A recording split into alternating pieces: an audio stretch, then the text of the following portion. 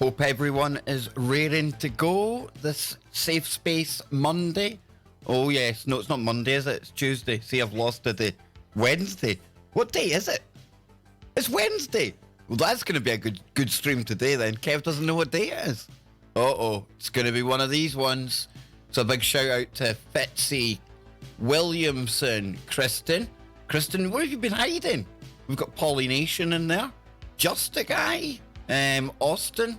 Chuck Bam Bam. I sent you a link for the dog man kind of conversation myself and Whistles have. Very good. Avatar in there. Big shout out to Avatar. Jason, one of our members. We'll be talking about that in a moment. We've got Queen Goddess in there as well. Who else is filtering in? My good friend. Well, I say that geographically in the same area as me. Legend, Real. We also have Audio Lover. Seems there's any ones I've missed out as they come in. Fredo, slipping in late there. We've got Philip Johnson. Awesome, another member there. Anne-Marie Culloch, yes. Absolutely, a fellow Scot. Braveheart flying about in the chat room, the emojis, you know, as you do. So yeah, give me 30 seconds, folks. I'll just try and slap myself into remembering what bloody day it is. Wednesday? Already? Really?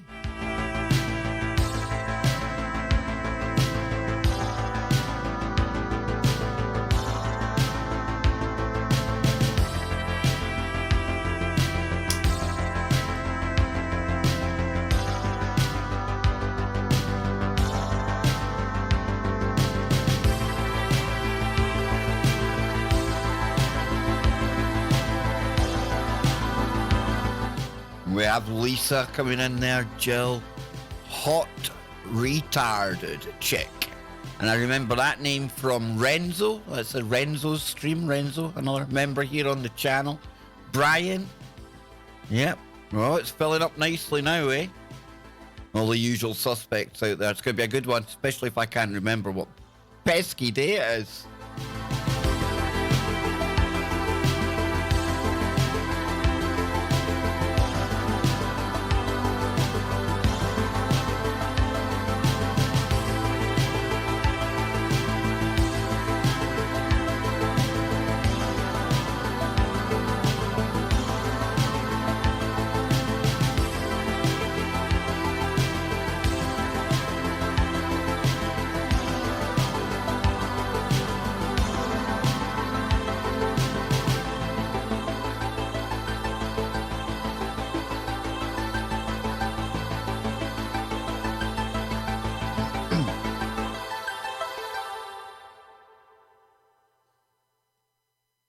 Yes, absolutely.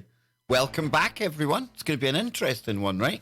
I know it's going to be interesting when I can't even remember what day it is. It doesn't feel like a Wednesday. Kind of weird, actually, because earlier earlier on today, I was speaking to a new guest that's going to be coming onto the show real soon. And we were talking about magnetics. We were talking about time. We were talking about just about everything, and Mandela effects came into the conversation, right? And we weren't talking about your typical ones that you see in the movies or all the ones you see on YouTube, anything like that, but things that are like really, really personal to you, like things in your house, maybe, stuff like that, things where you live, and just things not seeming right. And I swear, when I came onto that stream there, I know I took yesterday off the daily stream, I get that. But I honestly thought it was Monday. So who knows, folks? This might not even be the same Kev that started out on the safe space here. I don't know if you're the same listeners with all of this interdimensional, multi-dimensional mixing and emerging that's going on. And that show is going to be an absolute mind blower. It's going to be on the 15th of October. More details to come. And it's a good friend of one of our huge supporters and friends here, Nancy. She put me in touch with this brilliant woman. And the thing is, we talk about all of the same stuff, but because we broadcast at similar times, we rarely get to hear what the other one's saying. So it's going to be like the meeting of two magnetic forces, shall we say. going to be absolutely brilliant. That's on the 15th. So then, I see everyone else just slowly filling into the room here. I've got my coffee. It's going to be one of these days. And it's already been one of these days, ladies and gentlemen. And it might be 24 hours late. But as promised last week, I said I would have an update on what kind of perks and things that the listeners, or the members of the YouTube channel here, the supporters, the people that are able to become a member, I truly appreciate it. And I was saying all last week, I had a very important meeting coming up this week with people at the mothership. Not the Californian mothership, it was the London HQ. And I was speaking to a representative from the absolutely brilliant and amazing YouTube. And it would appear, thanks to all of you out there, the Kev Baker Show, the memberships that we've got so far, and may I say the chat room got mentioned, and the viewers have put the Kev Baker Show, the algorithm noticed it, shall we say, and we have got a very, very potentially good thing going here. Not me and Google, me and all of you, because somehow, some why, the algorithm, the statistics points to our growth here since I've started doing the streaming, memberships growing steadily, super chats, the chat room, the attitude in the chat room as well, go figure. That's really put us, or at least drawing attention to the channel, shall we say. So what am I going to be doing for the members out there? Well, starting this Sunday, yes, we are going to have our first ever Sunday safe space. Yes, and it's going to be a members only safe space. And over time, folks, we're going to turn this into the kind of thing where the members of the channel will be able to come, hang out, and it'll be Ask Me Anything type shows. I'll bring on some of my friends, some of the guests that you see on the Kev Baker Show, for you can have an Ask Me Anything session with them. We're also going to get a phone number so that people can call me up on Skype during the members streams. And there's also other things that I'm planning in the background as well. And if you can't make the Sunday Safe Space stream, because maybe you're in a different time zone around the world, well, what I'm going to do to that end is I will vary the times, and we'll be able to discuss that when we have our first members only stream on Sunday. Okay, and even if you still can't make the stream, what will happen then is the members only live stream will be archived, and if you are a member, you'll be able to go and watch that anytime at all. But I want to stress as well, for people out there who are not members of the channel, nothing changes. We still come here every day, we still do what we do. It's just my way of giving back something to the people that are really helping to keep things going here, to enable me to do what I'm doing. I truly, truly mean that. So yeah, the talk with Google was very positive. Very nice young girl, young woman, obviously. Probably shouldn't say that, but no, yeah. And yeah, seems like people like the show. They like what we're doing here. And they appreciate we skirt close to the algorithm. They get that. But thanks to all of you out there. It's a really big help when I get members coming on board, because even sometimes when we do trip the algorithm, and that happens, you don't hear me moaning about it too much. But because of the members, because of the super chats, then that takes a bit of the pressure off of me. So let's keep our fingers crossed. I've now got a human contact at YouTube, which is something that I've dreamt about for so long. I haven't sold my soul to the devil, folks. I haven't. I wouldn't do that to you. You know I wouldn't do that. I couldn't do that to you. So yeah, maybe that's what's put me all wrong today. A bit of a dizzy mood. So it went well. It's been good. And a great show last night with Ben Emlyn Jones. I hope you all enjoyed that one. That one's obviously up on the channel right now. We were talking about the Loch Ness Monster. We got into the Men in Black, UFOs. It was brilliant. It's the typical Ben Emlyn Jones show. We just hang out. We talk about the stuff that we're interested in. And Yeah, it was really, really good. So one last note on the memberships as well before I forget. I'm going to be putting a video together about this, just a 2 or 3 minute video. I'll be putting that up for people to see why they should, or why, you know, what benefits do they get from joining the channel. And there's going to be different tiers. That's something that YouTube have introduced as well. And there'll be obviously a very budget tier. There'll be a mediumly priced tier, and there'll be a top tier. But here's the thing. Everyone will get the same membership perks. And the reason for the three different tiers, well, maybe some people can only afford $2. Maybe some people can only afford $5. And maybe there's people out there who would like to give that little bit more. So that's why there's going to be three options there. Okay? And like I say, for anyone who isn't a member, don't worry about it. This is just something that helps me to continue doing all the shows that I do here for free anyway. So then, let's get back into this. We've got lots to talk about today. So we had Ben Emlyn Jones last night. We have got Tia today, before I forget. We've got Tia, the TV medium. And we are sure to be triggering people with tonight's show. When Tia came on the last time, she was speaking about the fact that she is a witch. Not one of the scary Halloween witches that we've come to think of. Don't be silly. No. And we got into being our pagan kind of belief system. We talked about the Druids. And it seemed to start some kind of holy war over on Facebook, to the point where I couldn't even look at the comments anymore. It got that disgraceful. It really did. So me being me and Tia being Tia, we've seen the reaction. We've seen how much it triggered people. And as opposed to saying, well, we better not do that again. We wouldn't like to offend people. You know, yeah. We were doubly determined to put another show together. So I'll be speaking to Tia tonight. And she was in the Housewives of New Jersey. Go figure. Rubbing shoulders with these stars on the TV.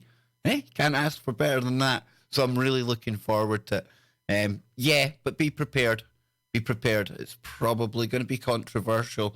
I won't find it controversial. Many of you won't out there. But some people will. And it's going to be good fun. It will be good fun. And of course, I mentioned witches there.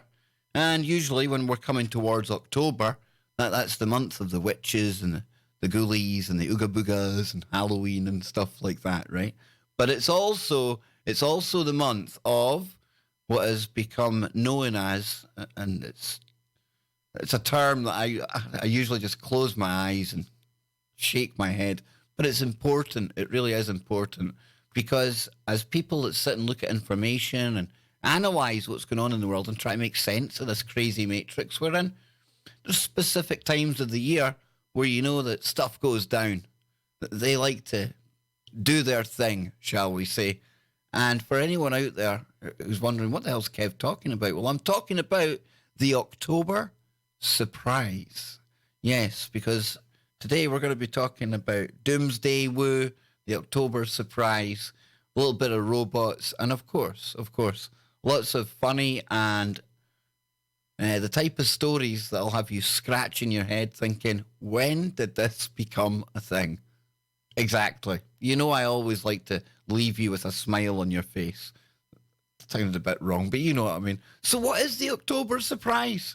What is this thing that you hear all of us people in the alternative media and even the mainstream media talking about? So it says here, the October surprise. In American political jargon, an October surprise is a news event deliberately created or timed, or sometimes occurring spontaneously to influence the outcome of an election, particular one for the US presidency.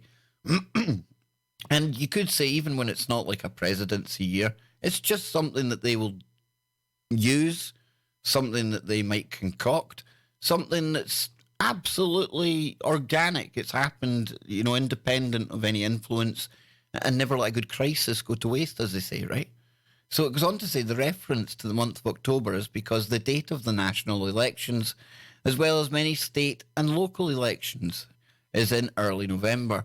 Therefore, events that take place in late October have greater political influence, potential to influence the decisions of prospective voters. And since the 1972 presidential election, when it comes into use, the term October surprise has been used preemptively during the campaign season by partisans to one side to discredit late campaign news by the other side. So yeah, like I say, this is the kind of shenanigans that you'll hear getting spoken more and more about every year, the closer you get to October, right? And I remember it was Jonesy, Alex Jones was the first one I heard talking about the October surprise, this, October surprise. And many Octobers come and go and there is no surprise, folks. There is no surprise. But it got me thinking, or at least the next story that we're going to got me thinking about the time period that we're in. This little window that they seem to like to take advantage of, especially as we're building up towards this big election for 2020. You know, it's going to get crazy out there. Look how crazy the last election got. Dang, there's still people following the 17th letter of the alphabet on the internet because on the back of that last election. So you can only imagine the psyops, the LARPs, the craziness that's about to come our way. And perhaps some of them may be launched in October. But this next story, and I don't, I like to have a laugh about things. I like to kind of find the comedy in them. But sometimes, you have to get serious. And although I've heard this thing being said time and time again, and it's never happened, I never want to fall into that the boy who cried wolf kind of scenario where you get to the point, well, I've heard this before, not going to think about this.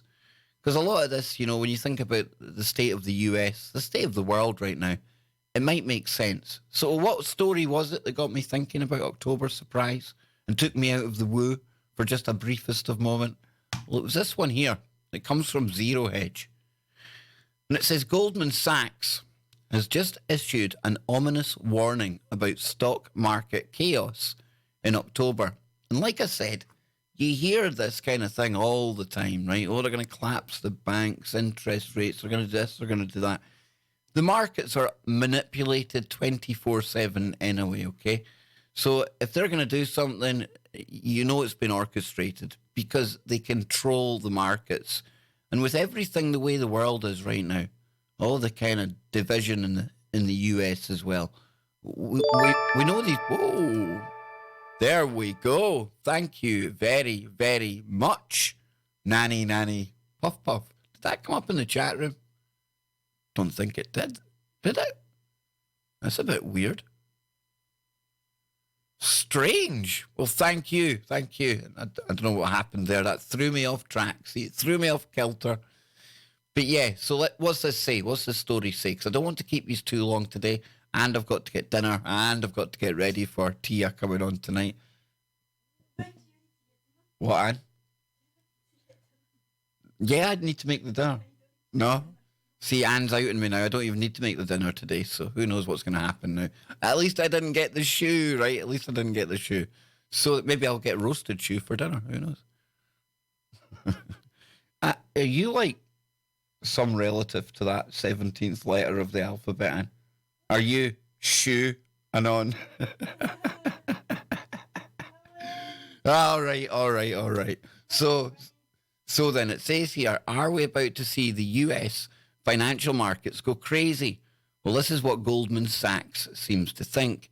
And it certainly wouldn't be the first time that great financial chaos has been unleashed during the month of October. Now, when the stock market crashed in October 1929, it started the worst economic depression that we have ever witnessed. Now, in October 1987, the largest single day percentage decline in the US stock market history rocked the entire planet. And the nightmarish events in October 2008 set the stage for a great recession that we still haven't fully recovered from. So could it be possible that something similar may happen in October 2019? Well, my answer to that is it's possible that this could happen any time because of the manipulation of the markets and in no small part Goldman Sachs' influence on them. It goes on to say here, according to CNBC, Goldman Sachs is warning that the stock market could soon go crazy again. For investors taking a breather from the chaos in August, Buckle up as the market is about to go crazy again, Goldman Sachs warned. Wall Street is now inches away from reclaiming its record highs, but a rockier ride could be around the corner as stock volatility has been 25% higher in October on average since 1928. Now, I'm not going to lie to you folks. When it comes to the financial markets, it might as well be written in Sumerian or Sanskrit or something like that, because I've got no idea. And I think that's half the actual design. I think people like me and you ain't meant to get it, you know? It's for these cats to play about with. But just saying, I'm just being as honest as I can here. When it comes to financial stuff, I ain't your guy to go to. According to Goldman, it says, big price swings have been in each major stock benchmark and sector in October over the past 30 years, with technology and healthcare being the most volatile groups, Goldman said. And Goldman derivatives strategist John Marshall is the man behind this new warning and believes that there are some fundamental reasons why the month of October is so often volatile. Well, we believe high October volatility is more than just a coincidence. John Marshall, equity derivatives strategist at Goldman, said on a note on Friday. Now, we believe it's a critical period for many investors and companies that manage performance to calendar year end. And even though October hasn't arrived yet, we are already starting to see some things that we haven't witnessed since the last financial disaster. Now, that's quite interesting.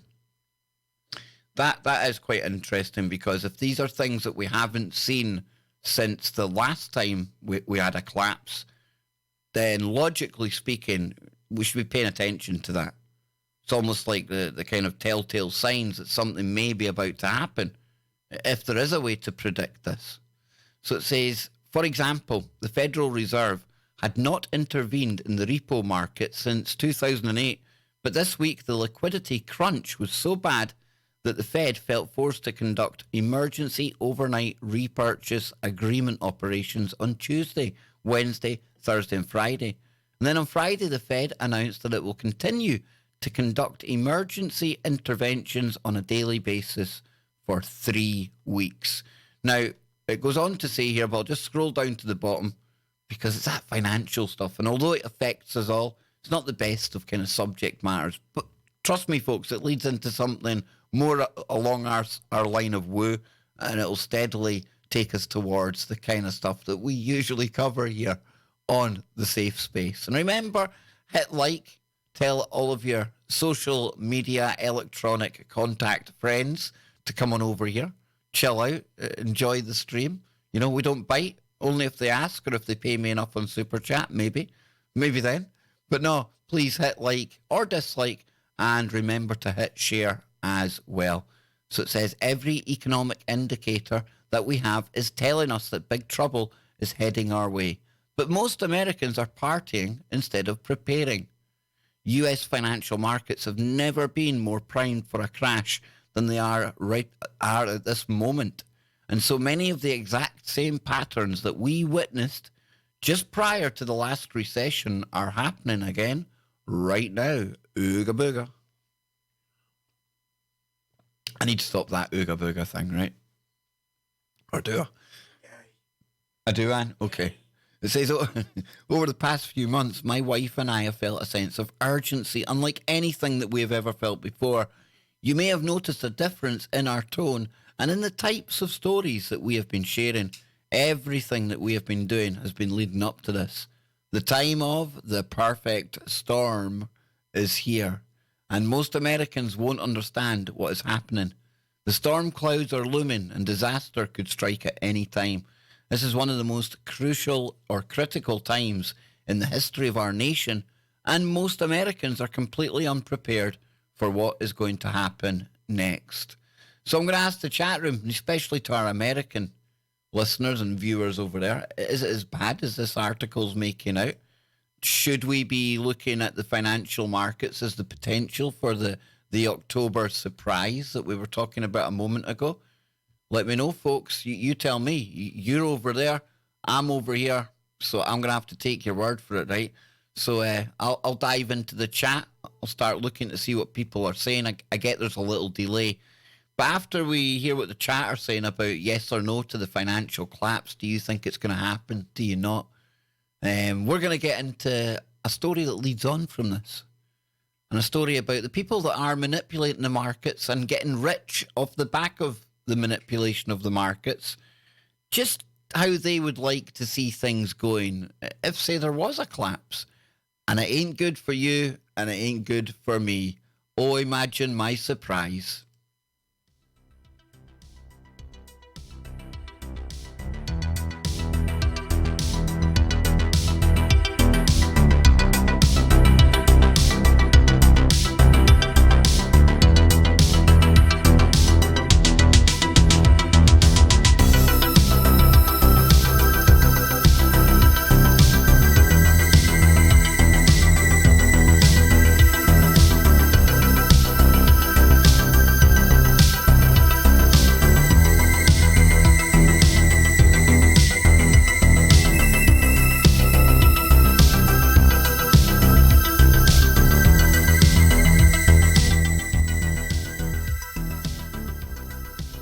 And we've got Fred in there. We go all the way to Portugal.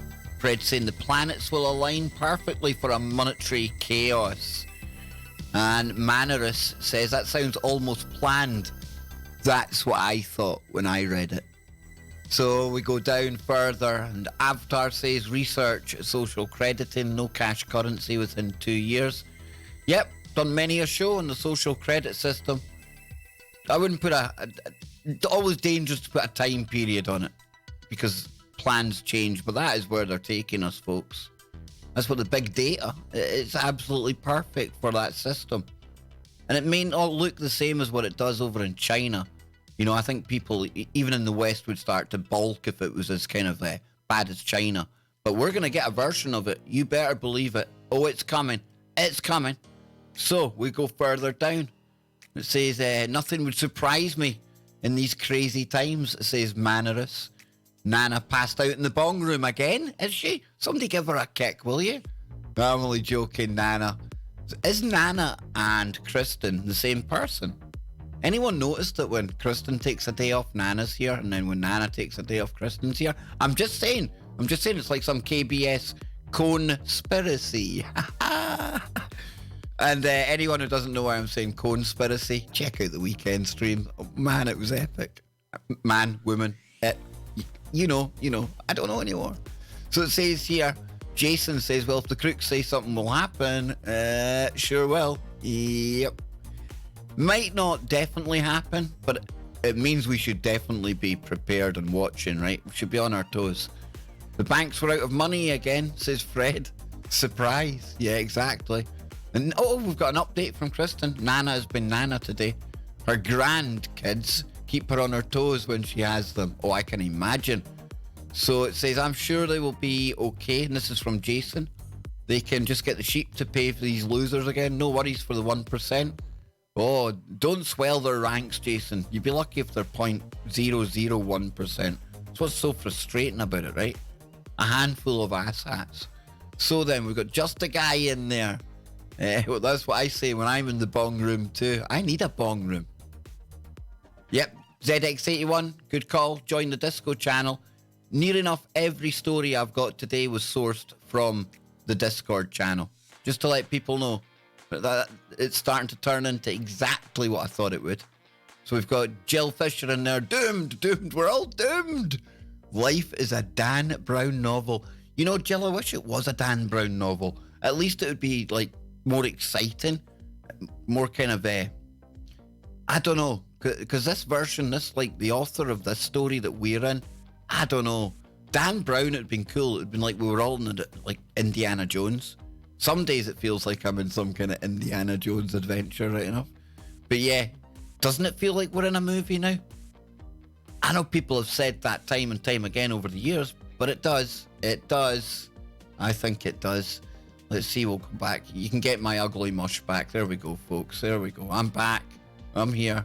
Just in case you thought maybe I had shape-shifted into somebody else. So then, let's keep on scrolling down. And Philip Johnson makes a good point. He says it's the Super Shemitah. It's the 7th Jubilee year. It's a restart of economic cycles. You see, you need to watch this kind of thing. You do.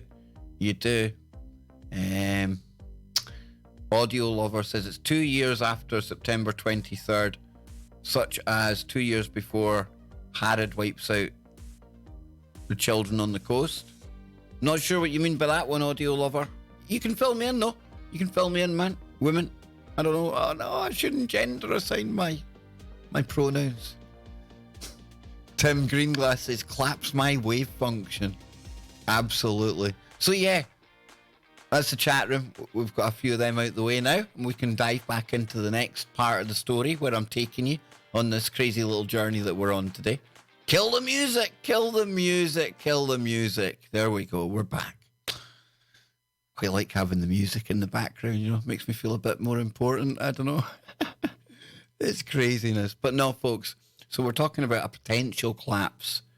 Don't go over worrying these things, okay? We should never over worry about things that truly we can't affect.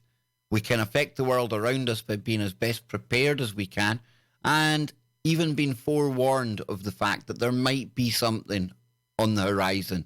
That in itself gives you an advantage over most people who are wandering around looking like they're trying to audition for a part in The Walking Dead, because there's that many zombies out there right now. I'm not talking about anyone here, obviously, but you know the type of people I mean.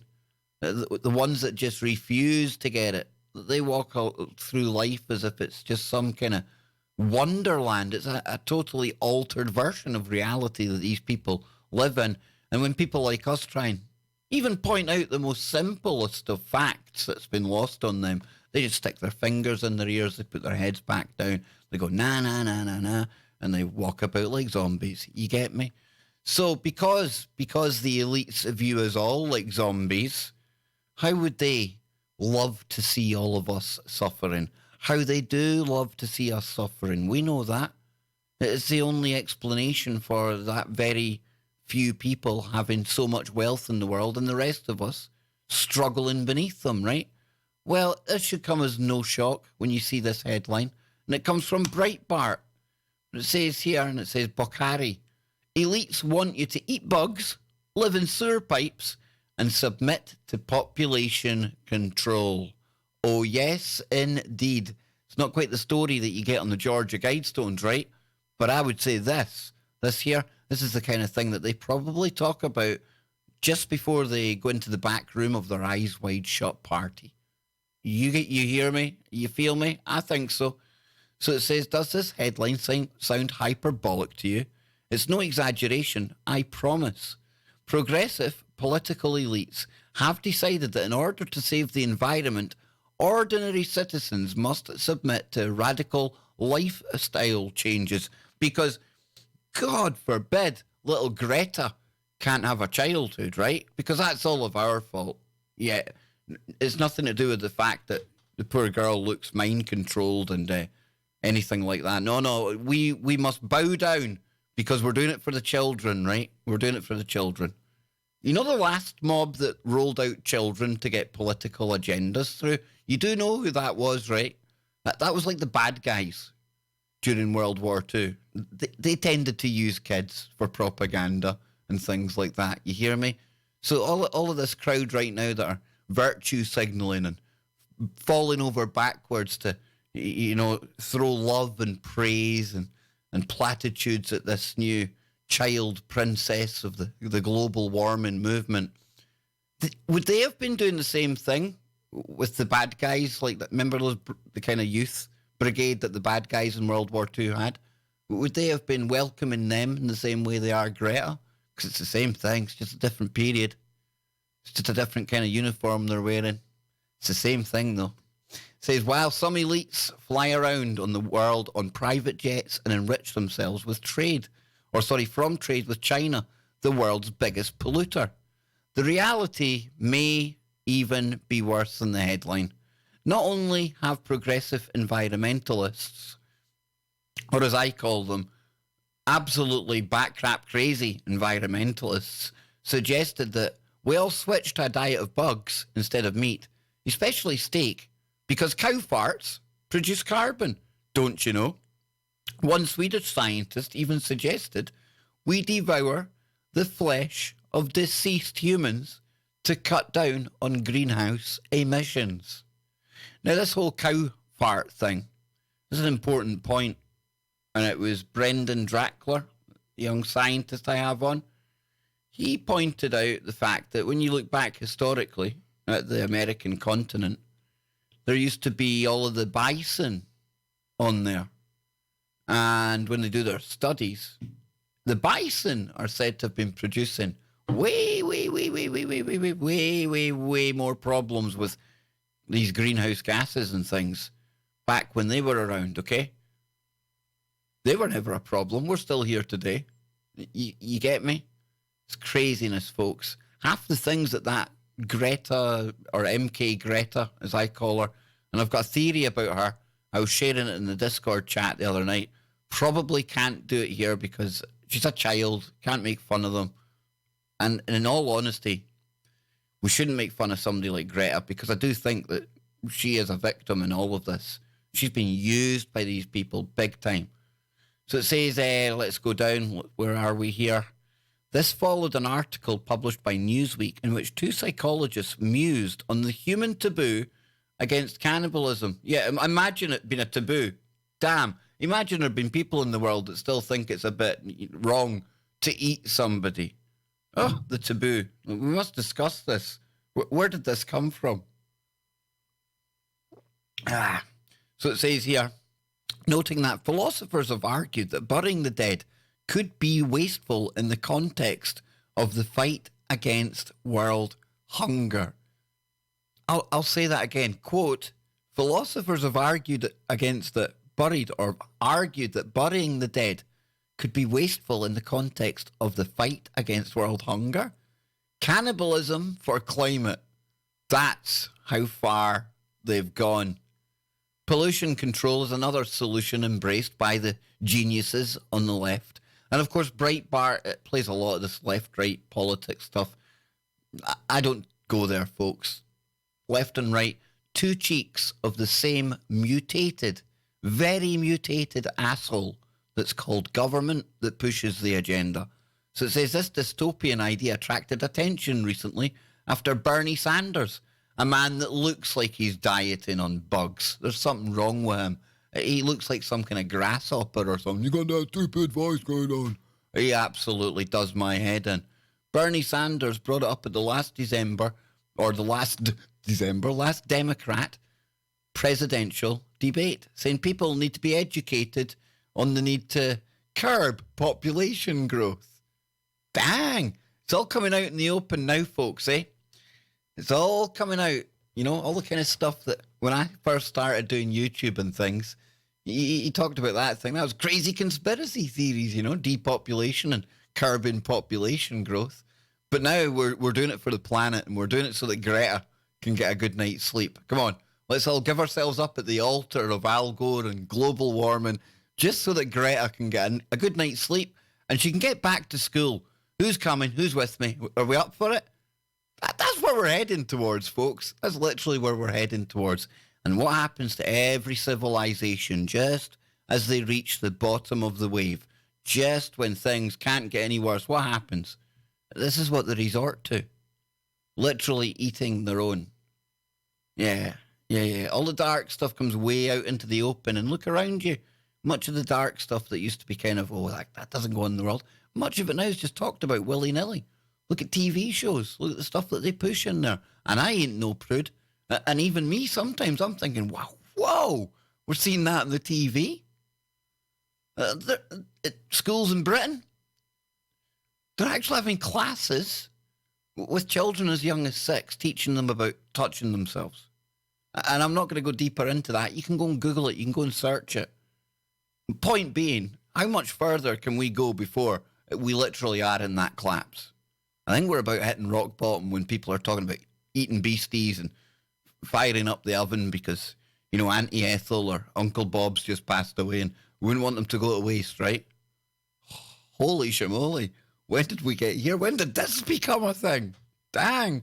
Says, but Sanders was merely popularising an idea that's long been a dream of progressive environmentalists, or as they used to be called years ago, eugenicists, okay?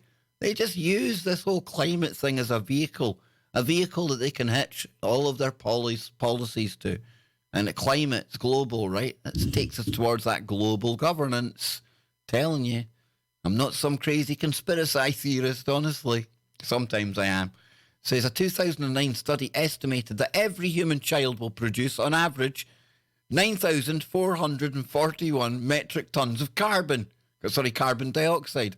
As such, climate scientists were agitating for global population control long before Bernie made his comments. And never forget Bill Gates as well, talking about, bringing the carbon emissions or carbon dioxide emissions down to zero. And you start talking about death panels and killing granny and Bill Gates. Don't take my word for it. Never take my word for it. Go and check it out. So then, we come down again. Looks like China, despite its population, does have something to offer the environmental movement, the one-child policy. Now, absent from Bernie's argument in favour of curbing the population was an acknowledgement of what it'll do to the economy and public services. Two things that the socialist senator allegedly cares about. An ageing populace with fewer young people producing tax revenue means a crisis for public services and a shrinking economy. Of course, progressives believe in opening the West's borders to admit millions of work-age people from foreign countries. So maybe that's their solution. And, of course, the robots. Don't forget, and we'll be getting into robots as well, don't forget that we all have to stop driving if we want to save the climate, which means we have to pack ourselves into dense, unaffordable cities instead of living in the suburbs. As left-wing environmentalists remind us, suburban sprawl also contributes significantly to deforestation. But are there enough affordable homes in cities? Now we're nearly there. I'll finish this article off and then we'll steadily get into the crazier stuff. It says here, that depends on how you define a home. Is it a recycled sewer pipe, a home? The O-Pod tube house is the latest solution imagined for young people who can afford or who can't afford a real house or an apartment. Yeah, we need to look at this, folks. I've seen this being covered. This is what they're wanting people to live in. Literally. Look. This comes from Summit News or Summit.news. Yeah, nice. Let's just all pack ourselves into like sewerage pipes. Says houses are becoming so unaffordable for debt-stricken millennials, young people are now literally living in decorated sewer pipes. Yes, really. They're called O-Pod tube houses and literally consist of reclaiming bits of industrial piping renovated inside with other leftover pieces from building sites to make them into micro apartments. Yes, you can see the picture of it there. Yeah, you get the idea. Imagine living in something like that. When did this become a thing, folks? When did this become a thing? And you better believe it. They would love us all living in something like this, right? All lined up. Cameras and all of them. Maybe allowed out to play for an hour. If you've done enough to build up enough social credit scoring points, right? Maybe you'll have to sit and, I don't know, what kind of tasks will they have us humans do? They'll be pushing a button. They'll probably have us still like training AI algorithms, something like that. And once you've done enough posts, once you've looked at enough content, whatever it is, some way for you to build up points. And then the door will crack open. You get 5 minutes to run around outside like a dog on a leash and then right back in again. Maybe I do have to be hyperbolic to get it through to people that this is where they're wanting to take us. Not maybe specifically into a sewer pipe, but you've seen like the UN Agenda 2030. They literally want us living in shoe boxes piled up on top of one another. And of course, all of them condensed into these sprawling smart metropolises that are popping up all over the planet. So, back to the story here. We'll get this one finished. It says, if that isn't enough of a dystopian cyberpunk nightmare for you, consider parasite pods.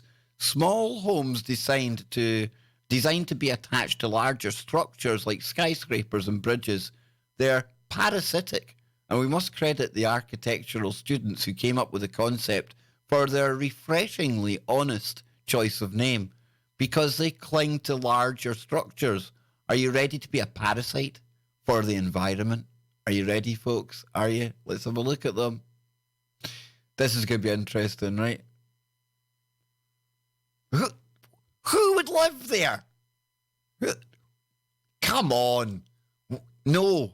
What? And people wonder why I say this world's broken. There's something far wrong. This is bizarro land. Yeah, I'm looking to buy a new house, mate. Yeah, what was it you're looking for, Kev? Well, I was thinking about half a garden shed, and I want you to stick it 3/4 of the way up that building, because that's where I want to be. That's where I want to be. Crack on, dude. Crack on. Back to Kev's dating tips. You know what's coming here, ladies. Yeah, if you get out the taxi and the dude points up and says, that's my gaff, get out of there. It's a red flag. It's a date killer. It's not one of those ones you can just say, well, maybe we'll give it a chance. Nah, gone. Do one. So it says here, let's scroll down, see if we see any more of them. Right, now, hang on a minute, right? CNN Tower, hang on. Hidden Studio, Spain, Fernando Abelanis. When building his own studio, Fernando chose an unexpected location, the underside of a graffiti-covered bridge in Valencia. The self-taught designer has made use of concrete infrastructure to form a roof and walls. That's not a studio, mate. That's just a bridge. You're living under a bridge. Is Sid in here? Sid the Norwegian. Things that live under bridges, that's a big thing in Norway. Didn't think it was a thing over in Spain, though. This is... wow. Don't get me wrong, right? That's a pretty novel idea. Don't get me wrong, okay? That's a more novel idea compared to that. But we'll keep scrolling down. We'll have a look what's going on. My phone's going mad. Breaking news. What's happening? Boring politics in the UK. You know you don't get that boring stuff from me. You get stuff like this, right? So it says here, the lighthouse.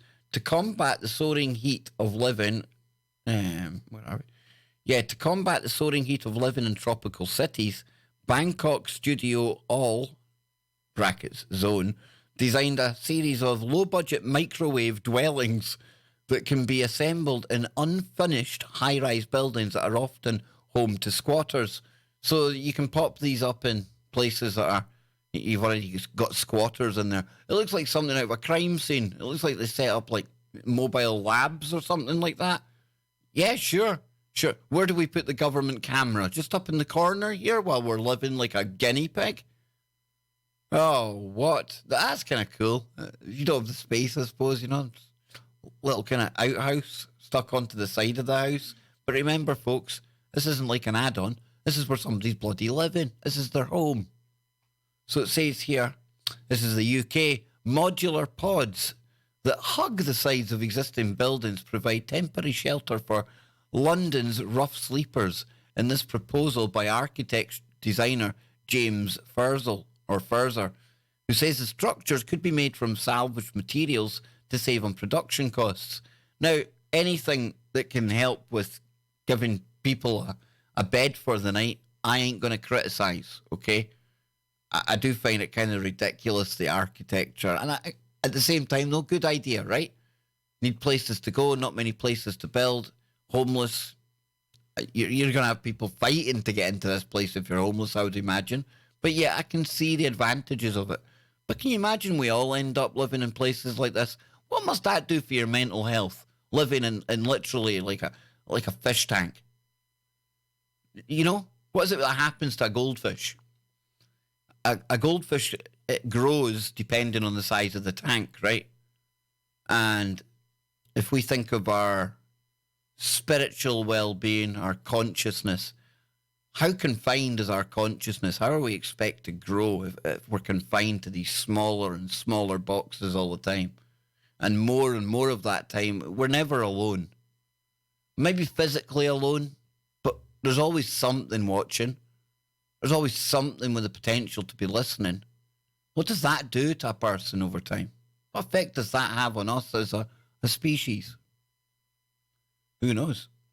Says here, well, we've got something here. I'm trying to figure out what's going on. Maybe he's living in the bushes or something. Says an architectural prosthesis has been fitted to the top of a dilapidated building in Mexico City by local architects. Was that it up there? But one last thing about this one, though. Notice it said here, it's where was it now?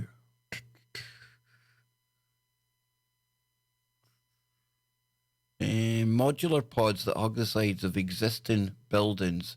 Yeah, rough sleepers in this proposal. A proposal. Folks, it's a proposal. There's no way in a country where we put, like, anti-sleeping devices on pavements and outside banks and things so that the homeless can't sit there or lie down. I really don't have high hopes for something as cool as this for people that are down on their luck and looking for somewhere to sleep. I don't see this being approved.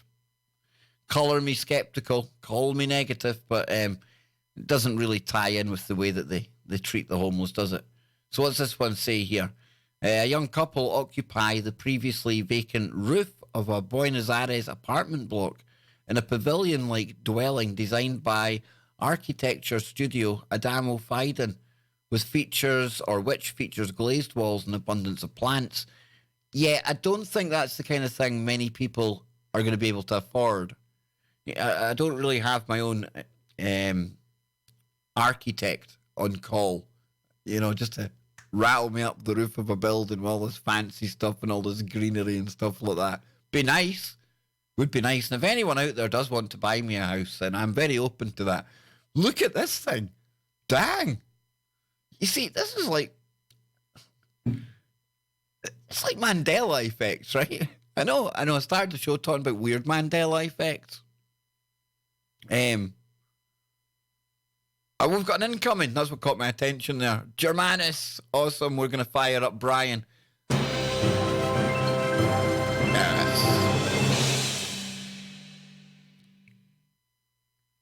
Hands out to Just and the rest of the crew. Was that puff puff pass, Germanus? Is it that time? We're going to have to start some kind of maybe drinking game or smoking game or something like that. Who knows? Let's see if there's any other things. Yeah, I was talking about Mandela effects and things just being out of place. Buildings not being where they were anymore. And then you get things like this just popping up. I don't know. This just looks too bizarre for me. It's like we're living in a really kind of high definition, beautifully rendered version of Minecraft. I'm sorry, it just does. It honestly does feel like that these days. Scroll down, see if there's any other. What? No. Look at this. Can you see that, folks? Well, zoom that in a bit. Oh, that looks even more hilarious now. No way. No way. Right, anyway, we'll scroll down. Check this one out. That's a dude in a box. It's got to be made up, right?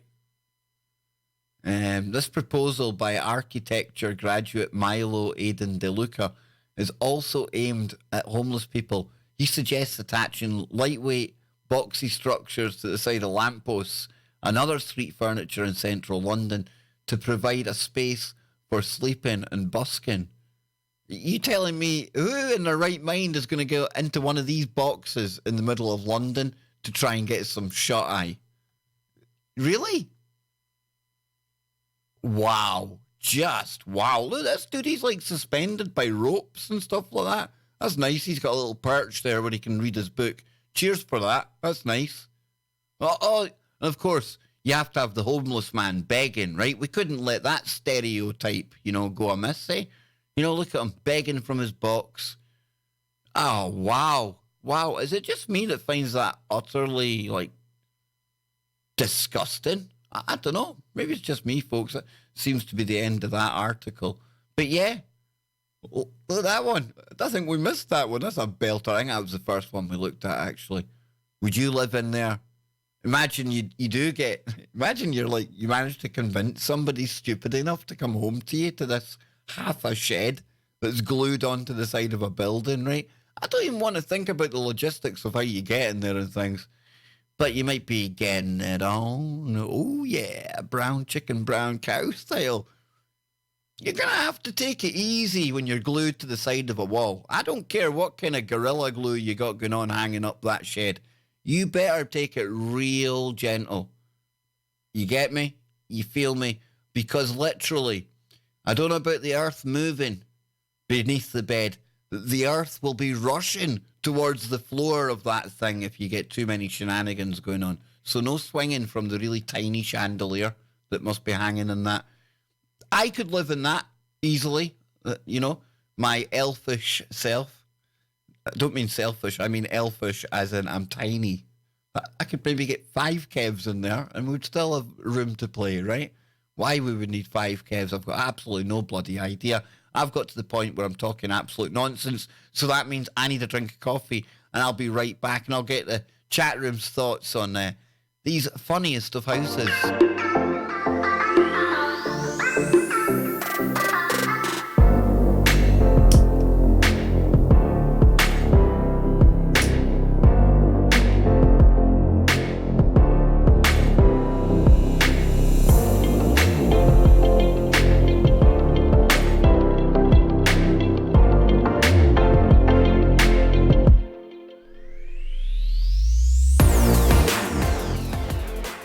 Yes, it's our very own Welsh daffodil.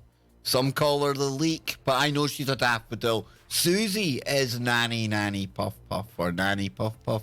Nanny Nanny, I don't know. But thank you, Susie. Brian is incoming.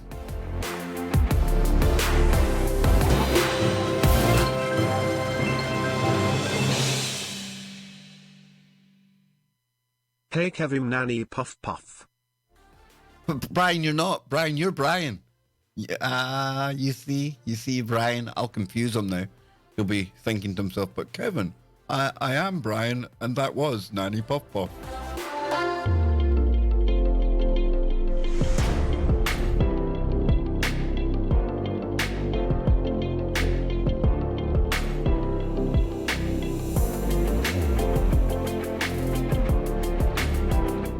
Gary Conard. Oh, yes. But philosophical comment in the chat. Can you live in a box and think outside of it? I like that, dude.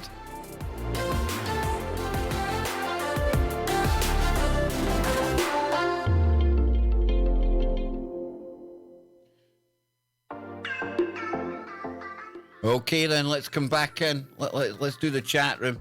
Let's see what people are saying. We have got... Kristen she's been like buried by hoarders. Says I have to donate things when they're not here. They're attached to my stuff. Those pesky hoarders. What's that all about, dudes? Dudettes. He's, she's, it's, they's. Way hey, Lisa with a nicely timed AOC. That puts the spring back in the stream. So what we all saying about living in the bird boxes? Because that's what that one was like, and yes, I did steal that from the chat. I think it was Polly. It's a birdhouse.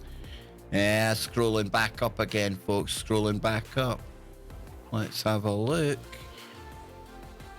Fred, my house is on wheels. Oh, you lucky sod. It's 6 meters long and 2 meters wide, including a kitchen, toilet, shower, bed, seats for 7 persons. Don't need any more. Everything within reach. I would love to do that, dude. Absolutely. Used to talk with Anne's sister about getting a mad camper van and would pimp it out and just go touring and madness. That's the way to be. You know, it's good to have roots somewhere. I get that. But it's also good to be able just to pack up in the morning and head for pastures new, right? I think that'd be pretty cool. I like that, man. Scroll up again and we'll come back down. Whoa. I was going to read something by Frank, but there's some dodgy stuff going on. Dodgy stuff going on where Frank's been hanging out. Dang, dude. Let's see what people are saying. Jason says, on a serious note, I'm technically homeless and they're not looking too bad. I've been there, dude. Been there. So I feel you, man.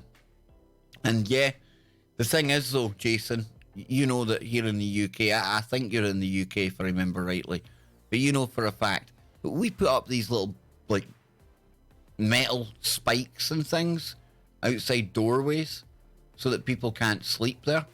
You know what I'm talking about, right? You've seen them. So when it comes to, like, making these proposals to governments and local councils and things like that, it might seem a bit negative, but it doesn't strike me as if the homeless problem is high on their agenda of things to fix. It's disgusting in this day and age. And I've got nothing against the people that come into the UK. I'm not one of these people that moan about that. I can see how over the long term it could cause problems. However, when we're dedicating so much money to people that have no connection to the country and setting them up and giving them houses and things, it's nothing against the people. It's the system that's wrong. When there's people that have lived here all their lives, they've maybe worked, and for whatever reason, doesn't matter what the reason is, they're homeless. And they have to live out in the street, and they have to hope that things like we just looked at there become a reality. Something far wrong. Far, far wrong. And as much as I love my science, and as much as I love all the, you know, the CERNs and all the money going into quantum computing and AI and everything else, we should be fixing other things, right? And it's a no-brainer. It's a rhetorical question, folks. Let's scroll down. Carol hits the nail on the head.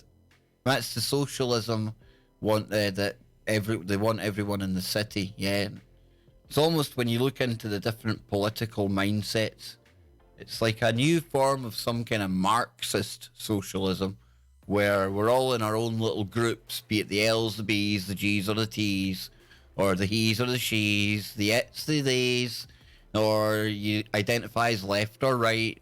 You get me? You see how all of these individual groups and orientations and lifestyle choices that should be, you know, just somebody's personal thing. Do what you want.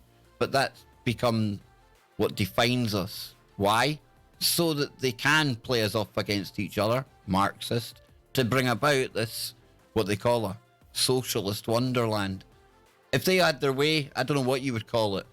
Dystopia? Dystopian living. I don't think there's a classification for the hellhole, the shithole that they're taking us towards. Seriously, I don't. There's never been anything like it before, because there's never been this level of technology that allows this level of control into our lives. There really hasn't. Yep. So it says, Frank, no, I'm not okay with that, obviously. There's so much stuff out there nowadays that could be a Mandela effect in my personal life. You see, Kristen, that's the kind of stuff we were talking about today. There's so much going on. And then when you find things in your own personal sphere, like not things that everyone around the world are going to remember or appreciate, something that's personal to you, that really makes you question things even more. Just when you thought that the world was an asylum and going even more insane by the day, you find out it's even worse than you think, or it's even more confusing because you don't know what world you're in anymore. What timeline am I on? Is it a timeline thing? Something's weird. When we scroll down, lamppost house couldn't find a tree. Worst idea ever, says Polly. Only a douche would think that's okay. Use logic. We're here to save, or we're in save money phase right now, says Kristen. Ain't we all? Wow. Scrolling down quickly now so I can catch up. We're fairly taking our time on this stream today, folks, eh? So it says, artist David McDermott lives in the past, uses an outhouse. Maybe that's the way to go. Maybe we should go back in time, start living the way our ancestors used to. Where do we go though, right? We've got all that satellite coverage. I tell you that they'll end up hunting people that try and get off the grid. It'll be like Hunger Games or something. I'm only joking. It won't get that bad, folks. But we're going to move on. So what could be one of the reasons for this collapse, apart from a financial doomsday on the horizon like we started with? Well, there's always the robots, right? And this story here, get this. A Japanese roboticist predicts the rise of machines. Yes. Sika, it says, set in 2019, cult 80s movie Blade Runner envisaged a neon-stained landscape of bionic replicants genetically engineered to look just like humans. Do you ever think when you're walking down the street that you're passing a replicant? Sometimes I think I might even be having conversations with replicants in the real world. I really do. More on a kind of, it's more my way of coping with the world these days. If you got to make fun of it, and sometimes, you know, just in your own head, like, I wonder if I'm talking to a human here or if you're some kind of replicant. So far, this has failed to materialise, but a secretive research institute in Western Japan, wild-haired roboticist Hiroshi Ishiguro is fine-tuning technology that could blur the line between man and machine. Now, highly intelligent, self-aware, and helpful around the house, the robots of the future could look and act just like humans and even become their friends, Ishiguro told his team Predict. Or what's it say? Ishiguro and his team Predict. It's one of those days, even the reading's gone wrong and everything. I still think it's Monday in the back of my mind. Maybe I'm a different Kev that started the show. Who knows? Says it, quote, I don't know when a Blade Runner future will happen, but I believe it will. Every year we're developing new technology like deep learning, which has improved the performance of pattern recognition. Now we're focusing on intention and desire.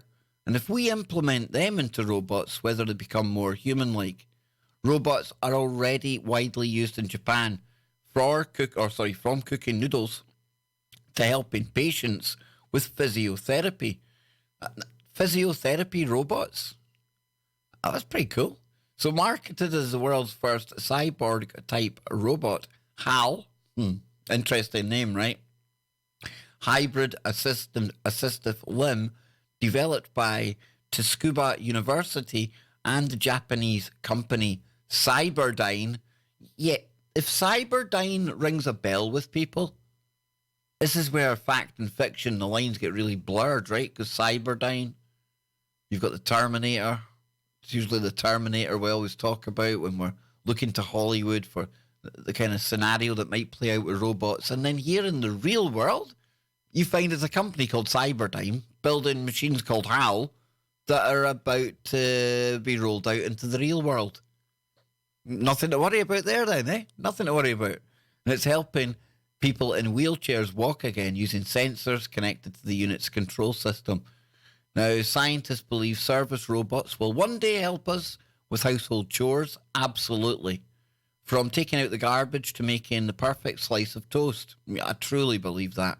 I think 20 years down the line, it's going to be hard to distinguish what's robot and what's human because they're going to look so much like us. Watch the TV show Westworld. I think that's where we're going.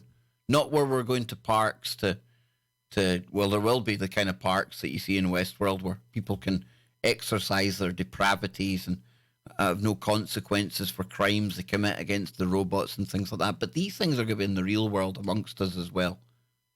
It's just the way I see it going, folks. You might not like it, but it's the curve that we're on. So it says scientists believe, on that, stockbrokers in Japan and around the world are already deploying AI robots to forecast stock market trends, and science fiction rapid advance towards science fact owes much to the likes of Ishiguro.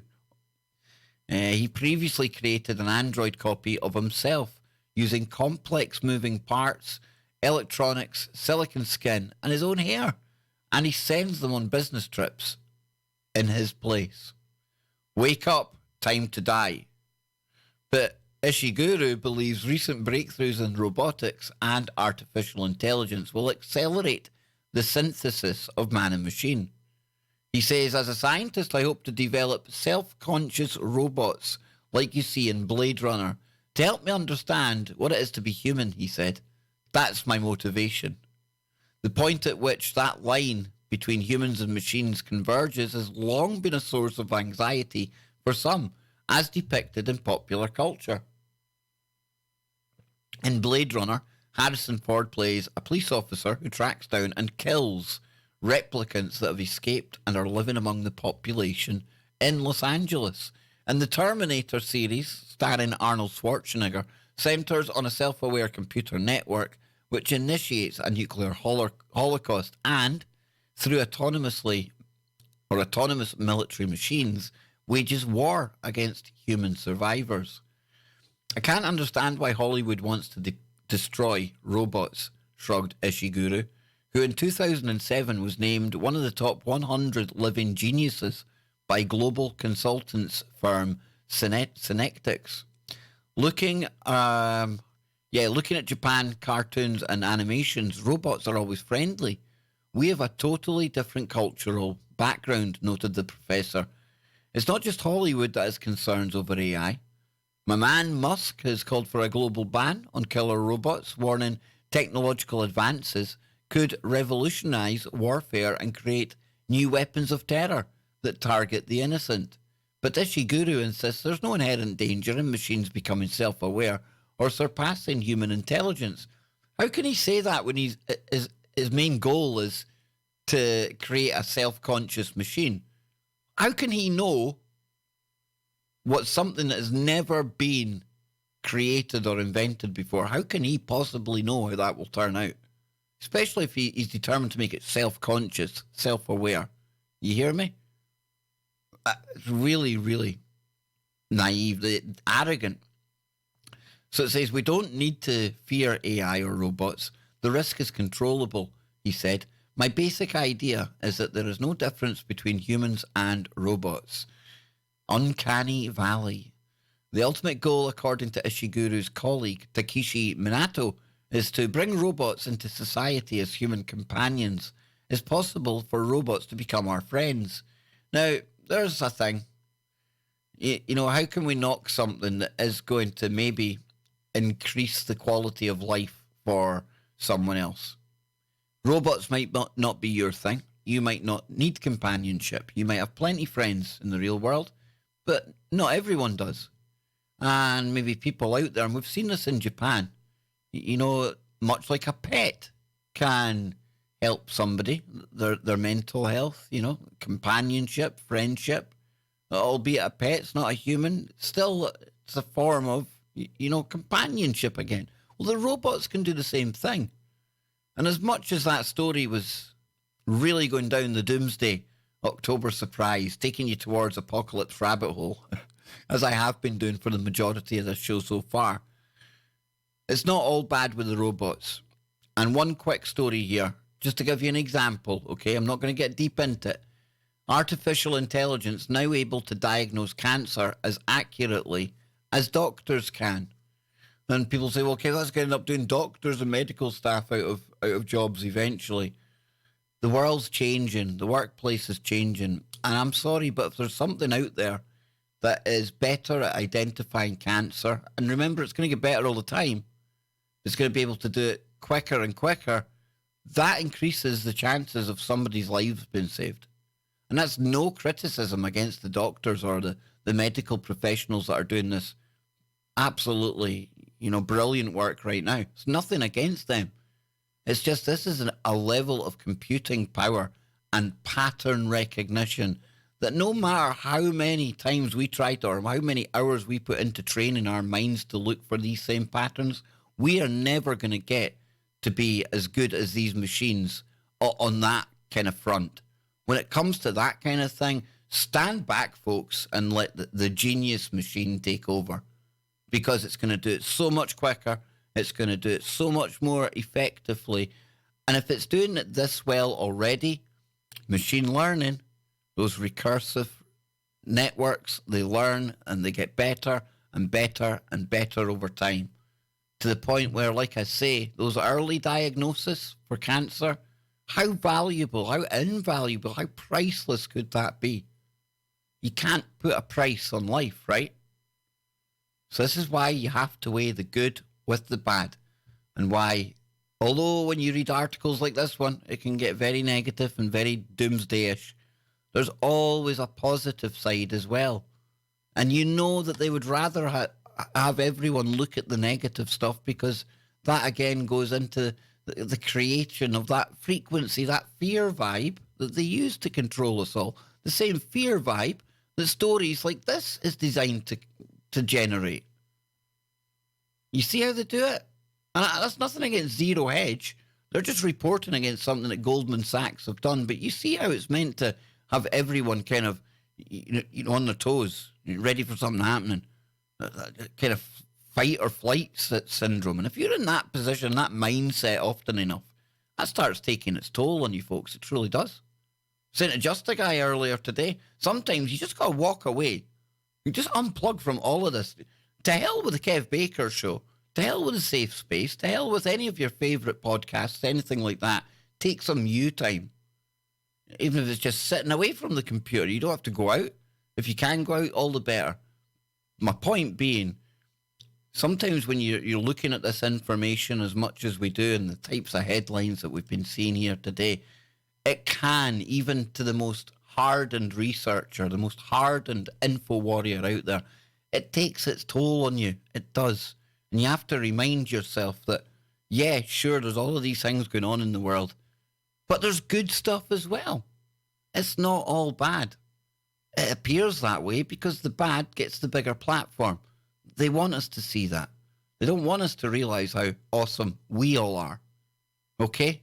So never ever let that fear vibe take over. And if you ever feel like you're getting anxious or stressed out or anything that's not right, anything that just uneasy, and you've been on the PC or you've been looking at the phone too long, unplug it, folks. Just walk away. Walk away. Have some you time. Have some family time. Do something you used to enjoy doing before all of this. Because guess what? All of this stuff, it ain't going anywhere. You're not going to miss anything. Sure, if something kicks off, well, guess what? We'll all be here to fill you in when you get back. We'll all cover for each other that way, right? So, I don't know where that came from. I think it was myself and Justa were saying that today. I think. Yeah. Frank says more coffee. This coffee's absolutely freezing, and I've been going for far too long already. But I've only got a couple of stories to go, and it's funny. We've got a funny one, folks. So before we get to today's, it would be. I think it falls into the category of dumbest criminal. I also think it falls into the category of just like most stupid, grotesque, idiotic criminal as well. And we'll get into it in a moment. You'll see what I mean. You'll see what I mean. You won't be disappointed, folks. It's been a little bit up and down, bit heavy, bit weird today. Started off thinking it was Monday. I know where we are now. I know when we are. I don't know what the hell's going on. But I think we're getting there, right?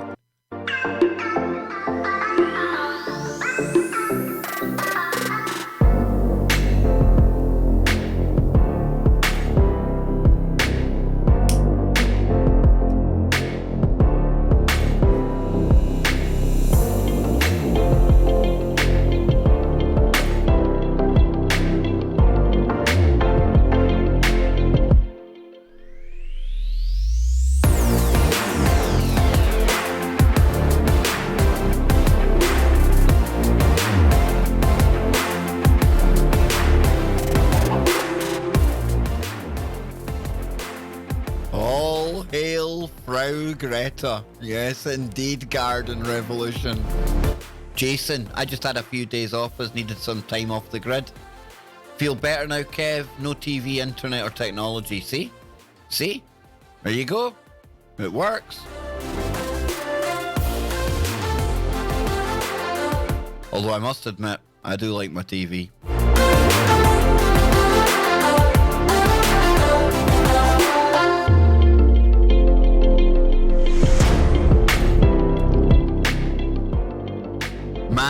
Mannerous. Are you trying to tempt me into playing Joe Joseph's favourite music? Come on, dude. It might be apt by the time we leave today.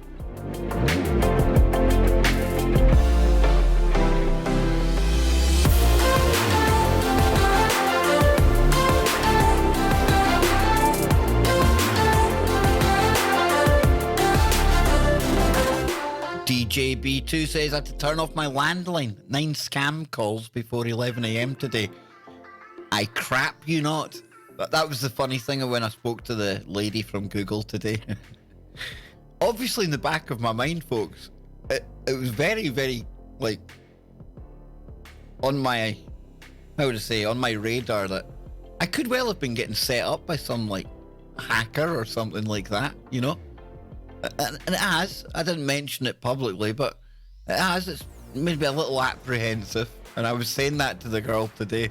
And she says, Kev, you wouldn't believe how many emails I get from people who, the minute I email them, the minute we reach out, they just don't think it can be real. They think it's a big scam. And she reckons about 50% of the channels or so that they reach out to, they think it's a bot trying to attack them. So, yeah, go figure. Oh, I do. That's a good call, Kristen. That is a good call. I gave myself a porn tash one time, but I ended up looking like, and no disrespect to people that are dead or anything, but I ended up looking like Isaac Cappy. I might end up taking that picture out only to show people. John Fuller, check your Facebook messages. Okay, I will do, dude. I will do. You see, John, some days you might see my light going on Facebook and things. All I will be doing on some days on Facebook is maybe messaging my mum. It's probably the least effective way to get me, dude. It probably is. And that's why some days, you know, people must think, wow, must really, you know, how come he doesn't check messages? How come he doesn't answer me? Things like that. If it's Facebook, oh, it's not my favourite place at all. Kevin, the Facebook algorithm, just don't get on. That website makes me angry within 5 minutes. And I get it. The algorithm knows. The algorithm knows how to trigger me. There we go. Yes, exactly. Only me. Yeah. So then, what is my dumb story for today? Where are we going with this one? Well, let's get on some apt music, shall we? We'll send the clowns out. Let's see. Get the clowns on. This one really took me aback, folks. It really did, because usually your dumbest criminals and that, I don't know, you find them on the more obscure websites. Yeah? It's not the kind of thing that you usually kind of see in the big mainstream sites. Well, that was until the BBC covered the story of, get this, the serial burping 999 caller. Oh yeah. And it says, it's just like it says on the charge there, he was a serial burper. Go figure. Arrested for burping? What the hell? The mind boggles, but here we go. Turn that down a bit. Serial burping 999 Cambridgeshire call suspect has been arrested. So this is from yesterday. It says a man suspected of repeatedly calling the police on 999 and burping down the telephone at the emergency call handler has been arrested.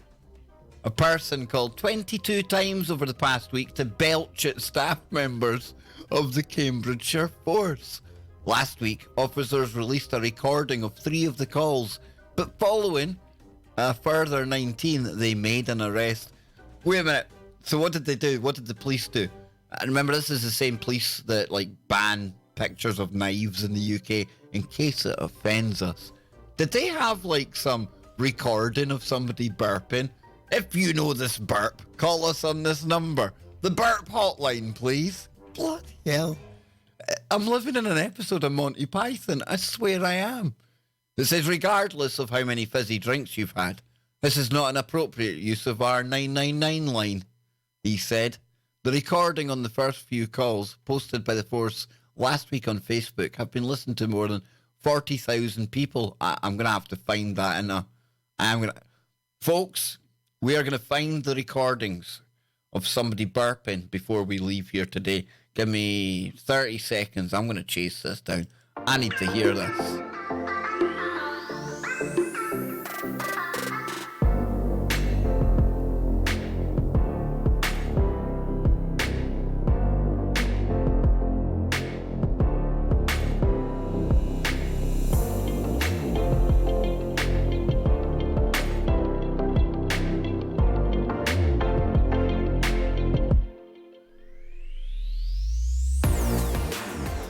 me, folks. You know me. I think I done it. I think I done it in my 30-second window there. I think I got it. Here it is. Kill the music. There we go. Music killed. So here we go. We come to the Cambridgeshire Live local website, local news site for that area that we're talking about there. And it says, like you say, Cambridgeshire police release bizarre audio of burping prank 999 call. I think when it gets to, like, you've done 22 of them, it goes beyond a prank and being a bit of an idiot, to be honest with you. But hey, here we go. And look, just on the side there, typical day in the UK. A man seriously injured in daylight meat cleaver attack in Cambridge. They won't ever show us the meat cleaver because that'd be too offensive, right? But let's take a listen to the burping suspect. Dear me. Okay, where's the volume? Where's the volume, Chief? Oh, come on. Don't let me down. Oh, what? Right now I'm just... Cash emergency. Yes, hi.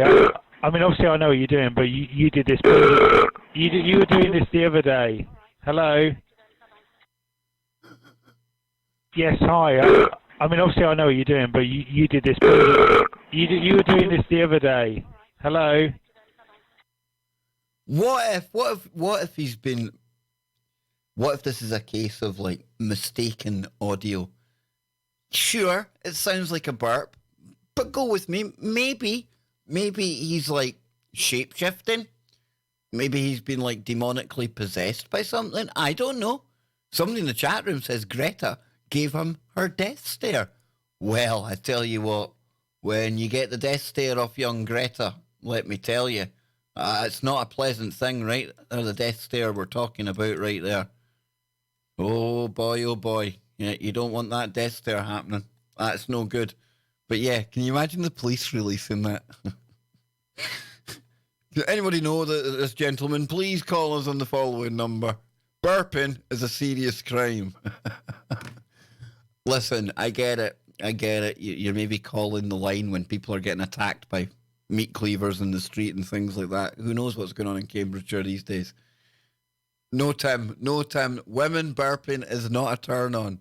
Dude, I'm going to keep all the traffic cones away from you, Tim. This is a slippery slope you're on, my friend. A slippery slope. It's only a few stages from burping to traffic cones. I tell you that right now.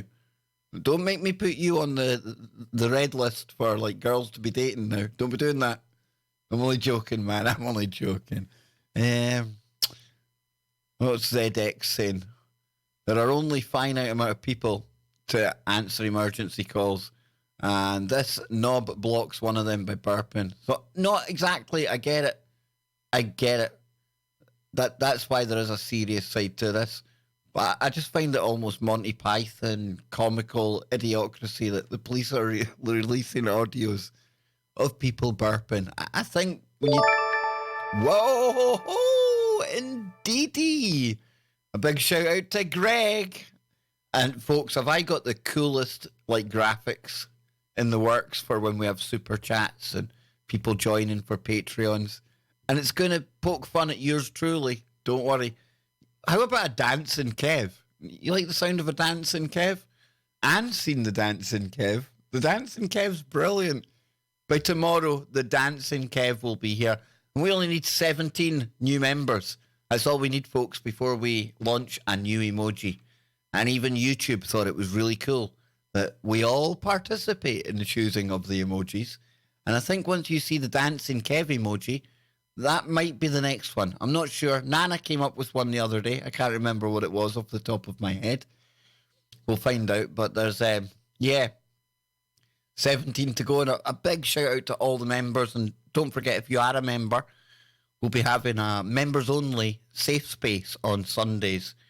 And even after that show finishes, if you couldn't make it live, it'll be archived, it'll be members-only, and it'll be in a playlist for you over on the channel. So I'm really looking forward to that. So, folks, we're almost out of time here. We're way out of time. I've gone way over. No, actually, 90 minutes is the time I aim for. And we've done 93 minutes. So that's not so bad, right? So a little bit of music. That'll give me a chance to get a little drink here. A little PPP time. You get me, folks. You know what I'm talking about. And let's listen to some... Well, okay then. Since it was asked for so nicely in the chat room, will we have a bit of the Weekend Woo brown chicken, brown cow music? Will we? You up for it? You ready for it? Maybe some people haven't heard it yet. Oh, it's good.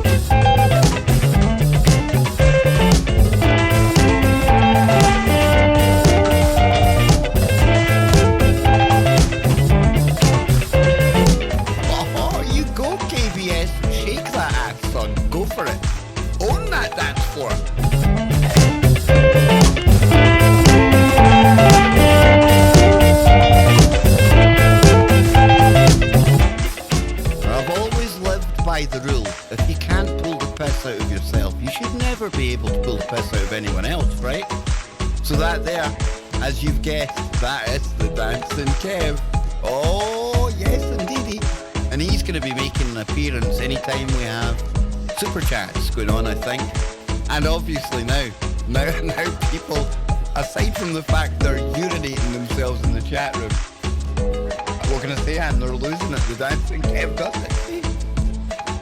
It obviously might start entering people's mind as what a cool emoji that could be.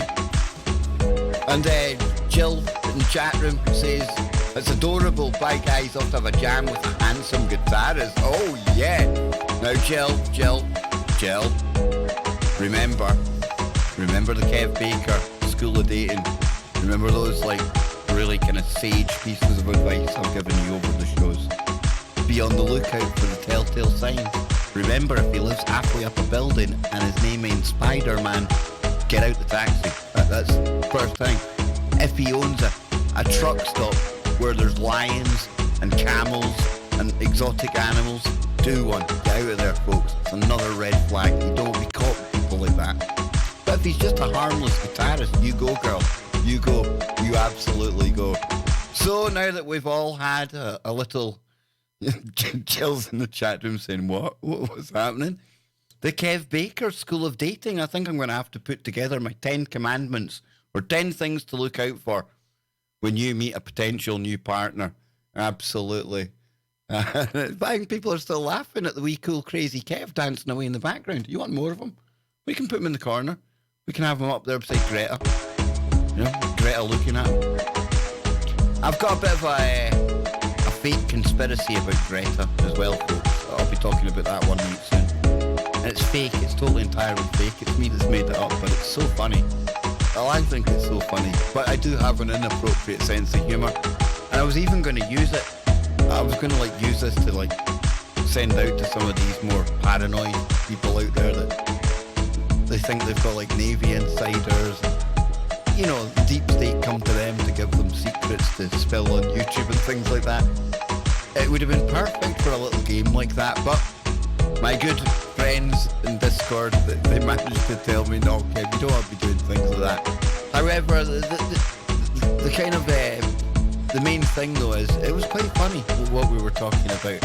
And on the weekend stream, I will be presenting in comical, hysterical, fictional fashion, the conspiracy of Greta. You know what, I miss that, folks. It's going to be a good one at the weekend. That'll be with Joe and everyone else. So the chat room are saying, yep, the chat room, no point in going to the chat room. There's absolutely no comments that are coherent that I can read out anymore. Come on, you've got to like him. How cool is that? Wouldn't you want, like, we could, like, get a little robot toy that does that? Maybe put me in a snow globe, maybe? Get me dancing away. How cool is it? I think it's cute. I know you shouldn't, like, say yourself is cute. It's a bit narcissistic, I suppose. Music? We need music? Absolutely. It does look a bit silly when he hasn't got music on, right? How disturbing is it that he almost dances to the porn music? Yeah? Alright, look at the chat room. See what's happening in there.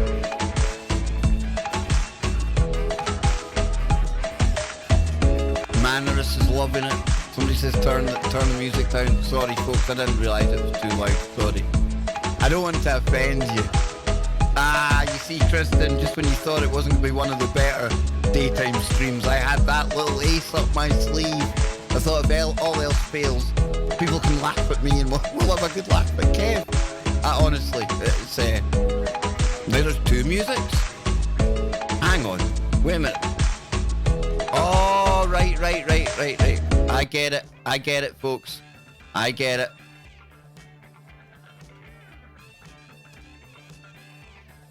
I got it. Right, I need to remember that there's music that comes with the wee dude, but I don't hear it in my cans. That's what I'm talking about there. Okay, so I think I've got it now. Hang on.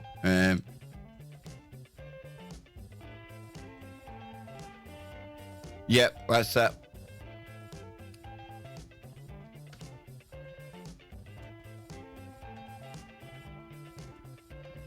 Yeah, I couldn't hear that there, so thank you everyone out there. Jason says, am I streaming with Tia later? I'm not sure. Tia was on the phone the last time. I'm not sure if I will be, but it'll certainly be up on YouTube after that. Yeah. I know it's always a good stream, right? But you've got to keep that humble side to you. If I ever come on here and start acting like an asshat, like getting too big for my boots, 5'5", it's really hard to get big for your boots. But I might get wee man syndrome. You've all known a wee guy that's got this chip on their shoulders that think they're something they're not, right? If I ever get like that, you can unleash a battalion, a brigade of dancing Kevs on me, okay? I mean, that's what we should be launching anytime anybody wants to go to war. We should drop little things like that from the sky and just take over the streets dancing. I think that'd be cool. Just as funny without the music? Yeah, he's pretty cool, Kristen. I know. And you know what the good thing about that was? I done all that dance on the first take. Yep. They didn't think I'd be able to do it in one go. They didn't think I had the moves. And I'd done it all in one take, wasn't it? One take. That was it. Yep. And what's worse is, I've got more silly videos of me doing silly dances. Oh, yes, indeedy.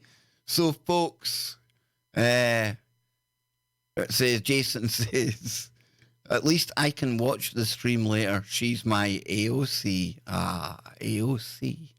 Yes, indeedy. Yeah, big fan of Tia, are you, Jason? Yes. I imagine there'll be a lot of Tia fans out there. And Tia will be talking about sex magic today on the show. I think that's one of the things we're going to be getting into. Will be... Jill says, can I have a dancing Kev robot? Hey, maybe we need to get the toy companies involved here. I'm up for it. People will get a kick out of me dancing on their desktops. Pretty cool, right? So if we have any budding toy makers out there, you know, let's make ourselves a dancing Kev robot. But folks, I've had a blast. I need to go and get fed, get ready for tonight's show. And I will be back tomorrow on the Safe Space. Big thank you to all the members. Remember, this Sunday, we're going to have our first members-only Safe Space stream. And if you want to be there, head on over, click the join button. It unlocks all the emojis. It gets us closer to a new one. And as you can see, and as I hope you've been able to tell after my conversation I had with the great people at Google, we're really going to try and, we're not going to try and take this to the next level. This is going to the next level.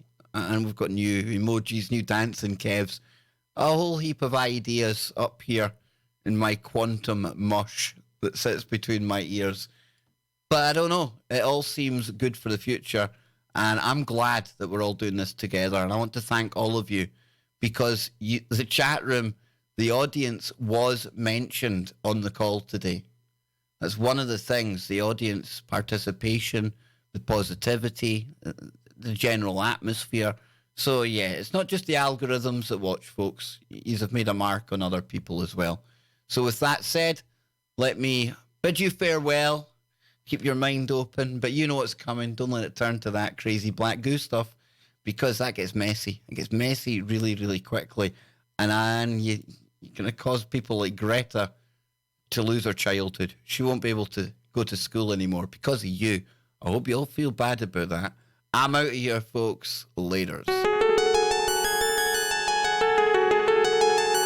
New music.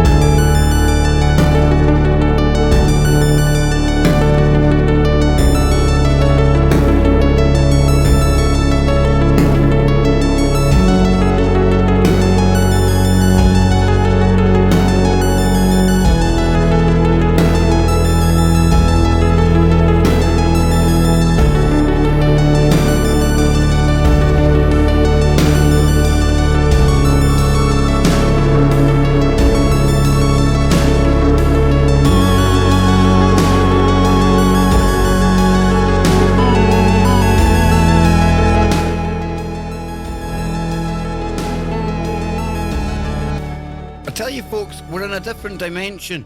We're in a different dimension. I haven't touched anything on my audio today, right?